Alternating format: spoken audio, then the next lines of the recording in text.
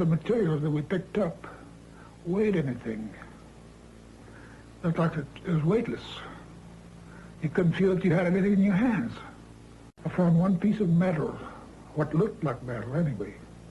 It was not flexible, but it was as thin as a foil of a pack of cigarettes.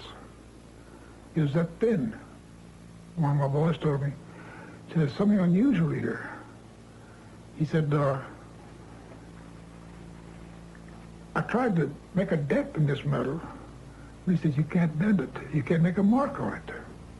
He says, I took a sledgehammer and whammed it. I put it on the ground and whammed it.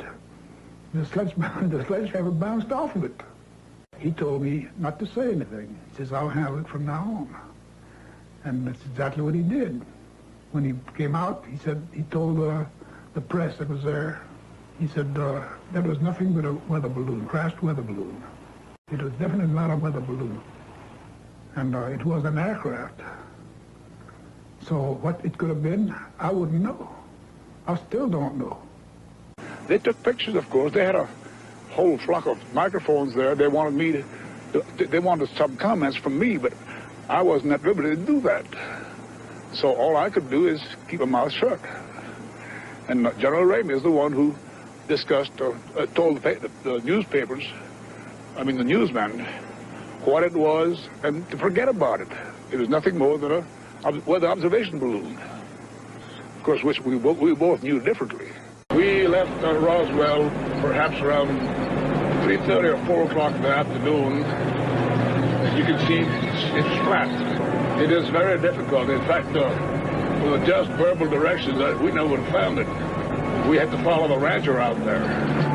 The following morning, we went out to the site where the crash was.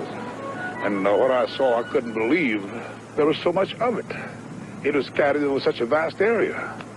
So we proceeded to pick up as much of the debris as we could, loaded in a wagon. We filled that up.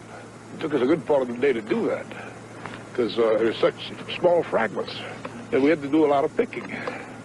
We found a piece of metal about a 1.5 to 2 feet wide and about 2 or 3 feet long.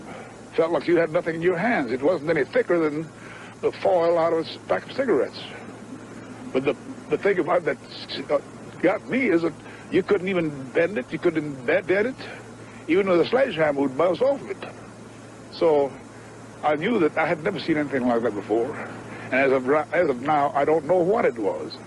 It was not anything from this earth that I'm quite sure of.